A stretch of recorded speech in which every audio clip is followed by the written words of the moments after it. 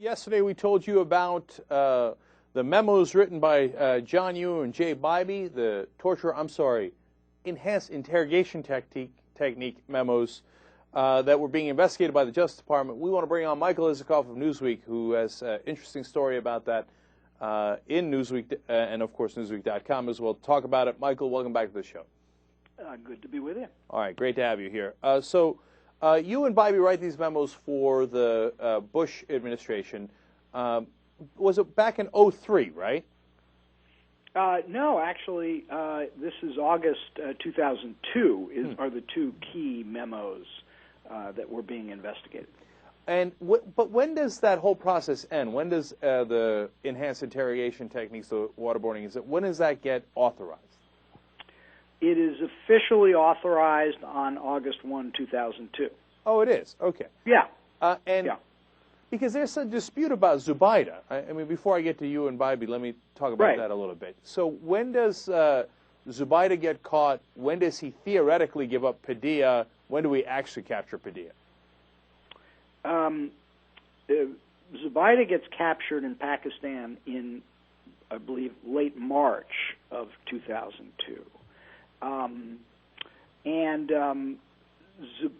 he gives up Padilla in April of 2002 to the FBI, and Padilla is captured in May of 2002. Okay, so at that point, none of these techniques were authorized then. So that leads you to one of two. They're not authorized until August of 2002. Now, there is some evidence that some of these aggressive tactics were being used in the spring of 2002 against Zubayida, but not the full-bore waterboarding and the full enhanced interrogation technique program. That was not authorized until August of 2002. So that only leads to one of two conclusions. Either they did the waterboarding when it was not authorized and hence you would imagine be clearly illegal, or the waterboarding is not what led to Padilla's arrest. Well, it could not have led to Padilla's arrest because even though they may have begun some of these tactics in the spring of 2002, all indications are they began the waterboarding in August of 2002. So there was no way waterboarding could have led to Padilla's capture because Padilla was captured in May of 2002 before the waterboarding began. Now, do we know that, or is that what the administration is saying? Well, that's what all the investigations to date have posited that that's the fact. Now, I think there's clear evidence that some of the aggressive tactics began before that, and that there were other authorizations out there that we've never seen. But there's no reason to think it didn't begin until August of 2002. So why haven't we seen those? That's another curiosity. I mean, now we have a new administration in. We've got a Justice Department investigating all this stuff. Why wouldn't they just release all the different so-called authorizations of all the different aggressive tactics? Well, look, as I think it's been pretty clear by now, they did release a good chunk of stuff back in the spring of last year, and got this, and triggered this enormous backlash from the intelligence community that Republican critics picked up on and used it to bash Obama and that administration for endangering, the national security because he was releasing documents that would make it more difficult for intelligence officers to do their job and make them worry about the possible criminal prosecutions for doing what they were supposed to do. I mean, that's the way they want to posit it, but it's just not the case. Yeah, and theoretically we're not doing any of that stuff anymore, so I don't understand how it would affect our intelligence going forward. So who started the Office of Professional Responsibility investigation into you and Bybee, who wrote these memos? Who started it? Yes. It began 5 years ago when the then chief of OPR, as it's called, Marshall Jarrett, began the investigation after there was an inquiry from a member of Congress about the memos. So it took 5 long years to finally figure out if these guys had engaged in professional misconduct or not. And then we find out how long ago that, yes, in fact, the Office of Professional Responsibility thinks there was professional misconduct before they revised it. Well, the Office of Professional Responsibility concluded there was misconduct and recommended that that both of the lawyers, Bybee and Yu, be referred to state disciplinary associations for possible discipline. But that recommendation was overruled by David Margolis, the senior official in the Justice Department, who is the, quote, reviewer of OPR recommendations, and so therefore, there's no official finding. Margolis concluded it was poor judgment rather than professional misconduct. So David Margolis is the political hack here, sent in to clean up the report. No, David Margolis actually is a career guy who's been there for decades, senior level, been sort of the institutional memory, if not heart and soul of the department, served under Republicans and Democrats alike. Why did the report need to be cleaned up? What? I'm sorry? Why did the report need to be cleaned up? Why isn't the report just a report? Why do they send in a middleman to butcher? To their credit, they released the report. The report reached the conclusion that there was professional misconduct, but the report, under department policies, any finding of misconduct by a department lawyer is reviewed by the individual in Margolis's position. So it's Margolis, and he's been the reviewer of the report. And he, rather than endorsing OPR's recommendations, downgraded the finding to poor judgment. Michael, let me ask you this way. We're talking to Michael Isikoff of Newsweek, who wrote about this, and you can read it on Newsweek.com and then on Newsweek as well.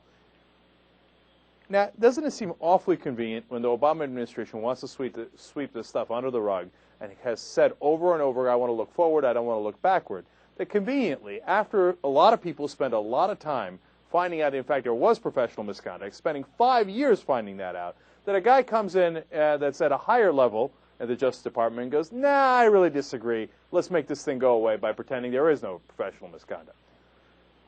Doesn't that seem convenient? Yes, it certainly does. But that said, sometimes coincidences are just coincidences. Sometimes. Look, you're absolutely right that had Margolis endorsed the OPR recommendation, there would have been a ferocious backlash from conservatives and the Cheneyites out there, that once again the president and his administration was undermining the work of U.S. intelligence officers who are fighting the enemy around the globe. So they knew, that was inevitable. Now,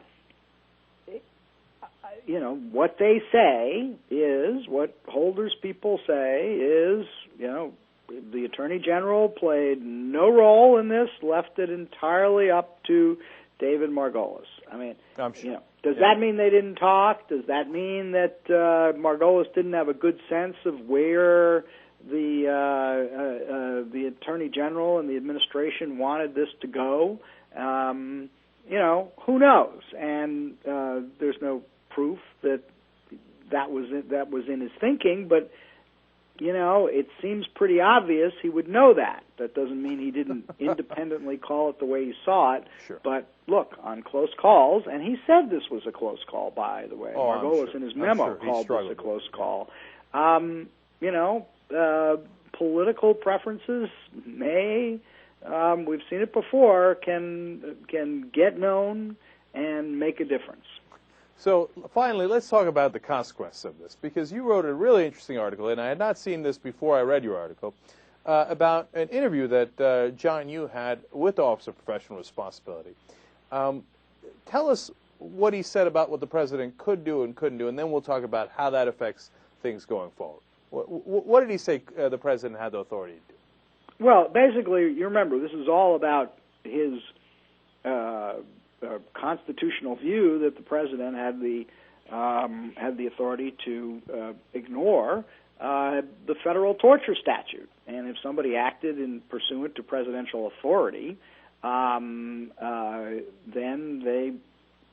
it didn't matter whether they violated the Torture Act because they were operating as part of the, under the orders of the commander-in-chief. This is the commander-in-chief override. That was the hallmark of his thinking, and in the case that you're asking about, OPR interviewing him, pressed him and says, "Well, what are you saying here? The president can order anything, but can the president, under his constitutional war-making powers, order a village of resistance to be exterminated?" And Yu says, "Yeah, sure, it's part of the tactical decisions the commander-in-chief has to make." And then the apparently amazed OPR investigator says, massacring civilians or exterminating a village, massacring civilians, and Yu says, "Sure." Yeah. All right, so now Yu has won, because it turns out Margolis and the Obama Justice Department says, well, that was just a matter of disagreement. You thought that, we think this. Does that lead us to believe that the next time there's another administration, Republican or Democrat, they can come in and say, well, we now disagree again, and the Obama administration said it was not a matter of law, it was not a matter of professional misconduct, so yes, the president is back to having the authority to massacre civilians if he likes. Well, I don't think, as a matter of constitutional philosophy, this view has much credibility. I think this is very much to be a matter of disagreement, extremist right? view, and in fact, I think Margolis uses language like extremist in his report. Yu is an extremist. He's outside the mainstream of where most constitutional scholars would be. Most people would not endorse this. So, but it is not illegal now. Torture is not illegal. Massacring civilians is not illegal. It's a matter of definition. No, right? No. That constitutional argument was repudiated by the Bush administration, and certainly not endorsed by the Obama administration. Who got arrested? I mean, the Bush administration pulled back the John Yoo memo. It wouldn't stand behind it. But wait a minute. If it was illegal and there's a crime, somebody gets arrested, right? And if nobody gets arrested, that's correct. Right. And if nobody gets arrested, and then the Obama administration says this is not criminal, it's not even misconduct. Isn't that just a matter of disagreement? Couldn't they go back to doing it later? I'm sorry, doing what? Saying, oh, you know what? We decided that you and Bybee were right after all. We can go back to torturing people. It's just a disagreement, political disagreement. Another administration can certainly do that. I mean, this administration has disavowed it by decree. It was an executive order the first full day of Obama's presidency that the United States government will not engage in this kind of conduct, and all previous legal opinions on this subject by the past administration are now hereby rescinded. So, Obama cannot, go back to waterboarding without completely flipping his right. I'm talking about future administrations. Stand. Yes.